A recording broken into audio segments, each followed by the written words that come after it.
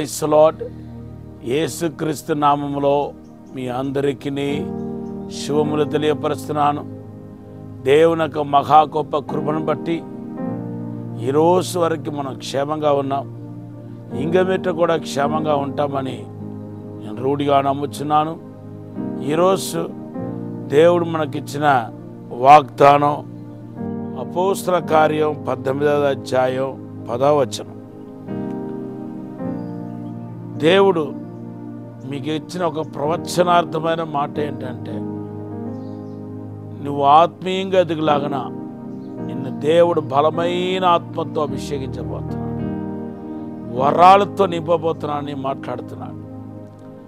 దేవుని బిడ్డలారా, ఈరోజు మీరు ఒక్కరుగా ఈ వాక్యం వింటూ ఉన్నా మిమ్మల్ని చూస్తున్న దేవుడు మీ వెనకాల ఉన్న కుటుంబ సభ్యులందరినీ జ్ఞాపకం చేసుకుంటున్నాడు. అవును, ఎందుకంటే దేవుడికి నీ కుటుంబం అవసరం. నువ్వు ఎంత అవసరమో అలాగే నీ తల్లిదండ్రులు, తోడపుట్టిన వాళ్ళు, నీ కుటుంబ సభ్యులు ఎంతమంది అయితే ఉన్నారో వాళ్ళందరూ ప్రభువారికి అవసరం.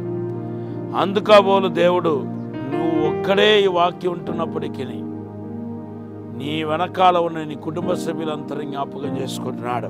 పరిశుద్ధ గ్రంథంలో రాయబడి ఉంది, నోవాహు మరి ఓడను తన కుటుంబ సభ్యులు ప్రవేశించులాగున సిద్ధపరచాడని పరిశుద్ధ గ్రంథంలో మనం చూస్తున్నాం.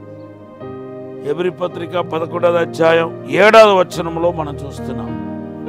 ఈరోజు కూడా పరిశుద్ధాత్మ వాగ్దానం మీకును, మీ కుటుంబ సభ్యులకును, మీ తరవారందరికీ ఉండబోతుంది.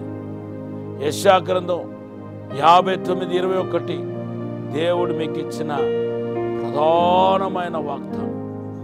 ఈ వాగ్దానం ఎత్తిపట్టి మీరందరూ ప్రార్థన చేయాలి. మీరు ఒక్కరే పరలోకి వెళుతూ మీ కుటుంబ సభ్యులందరూ రక్షించబడకుండా వాళ్ళు నిత్యకి వెళ్తే మీరు పరలోకములో సంతోషంగా ఉండగలుగుతారా? సంతోషంగా ఉండలేరు. కనుక మీ కుటుంబ రక్షణ కోసం మాత్రం కాదు, మీ కుటుంబము పరిపూర్ణులుగా మార్చబడి అభిషేకం పొందుకొని దేవునికి ఒక్కొక్క సాక్షిగా నిలబడాలని మీరందరూ ప్రార్థన చేయాలని ప్రభు పేరట మనవి చేస్తున్నాను. అపోస్తల కార్యం 2వ అధ్యాయంలో పరిశుద్ధాత్మ కుమరింపు గురించి అపోస్తలుడైన పేతురు చెప్పిన వాగ్దానాన్ని, పలికిన వాగ్దానాన్ని ఒక్కసారి మీకు జ్ఞాపకం చేయాలని చెప్పి ఆశపడుతున్నాను. అపోస్తల కార్యం 2వ అధ్యాయం 17 నుండి వచనాలు మీరు చదివితే, మనుషులందరి మీద నా ఆత్మను కుమ్మరించేస్తానంటున్నాడు. మీ ఇంటిలో ఎంతోమంది ఉన్నారో అంతమంది ఆత్మను పొందుకుంటారు, అభిషేకం పొందుకుంటారు. ఆత్మ పొందుకుంటే రక్షణ మారు మనసు లేకుండా పొందుకుంటారా చెప్పండి?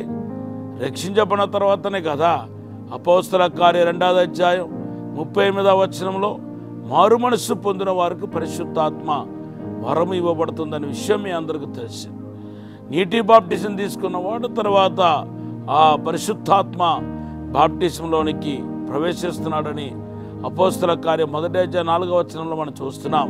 మీరు యోహాను వలన నీటితో బాప్టిజం పొందుకున్నారు, ఇప్పుడు నేను అగ్నితో మీకు బాప్టిజం ఇస్తానని పరిశుద్ధాత్మ గురించి యేసు ప్రభువారు వాగ్దానం చేశాడు. ఇక్కడ మనం చూస్తే అపోస్తల కార్యం 2వ అధ్యాయం 17వ వచనంలో చూస్తే, మొదటిగా నీ కుమారులు కుమార్తెలు ప్రవచిస్తున్నారు అంటున్నాడు. నీ యవ్వనులు దర్శనం చూస్తారు, రెండవది. తర్వాత మీ పెద్దలు కలలు కంటారు. 18వ వచనంలో ఒకవేళ మీ పిల్లలు, మీ తల్లిదండ్రులు, మీ పిల్లలు, మీ కుటుంబ సభ్యులు కాకుండా, మీ తోడపుట్టిన వాళ్ళు కాకుండా మీరు ఒకవేళ పనికత్తులు కలిగి ఉంటే కనుక వారిని కూడా దేవుడు పరిశుద్ధాత్మతో నింపుతానంటున్నాడు. అంటే మీ మూడు కుటుంబం, మీ కుటుంబం అంతా రక్షణ పొంది పరిశుద్ధాత్మ పొంది అభిషేకంలోనికి నడిపించబడాలనేదే దేవుని యొక్క ప్రధానమైన ఉద్దేశం.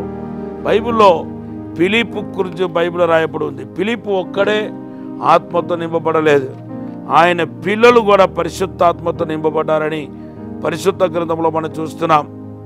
అపోస్తల కార్యం 21వ అధ్యాయం 9-10 వచనాల్లో మనం చూస్తున్నాం.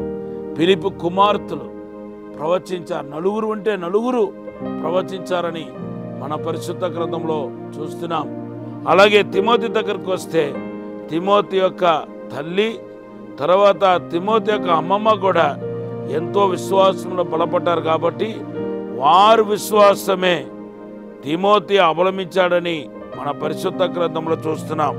అందుకొరకే అంత పెద్ద అపోస్తలుడైన పౌలుకు ఒక సాక్షిగా నిలబడినట్టుగా మన పరిశుద్ధ గ్రంథంలో చూస్తున్నాం.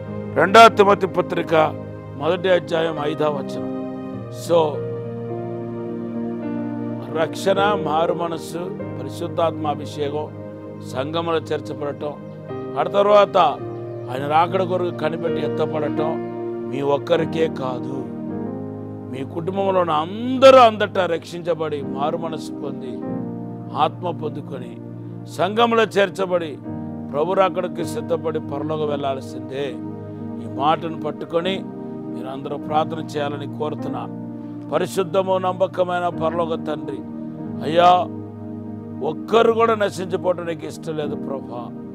ఈ సత్యాన్ని గ్రహించి ప్రభా తండ్రి, ఏ ఒక్కరి మీద మేము తండ్రి తీర్పును పలకకుండా రక్షించబడతారని ఓపికతో వారి కొరకు ప్రార్థించే కృప దయచేయమని అడుగుతున్నాను తండ్రి.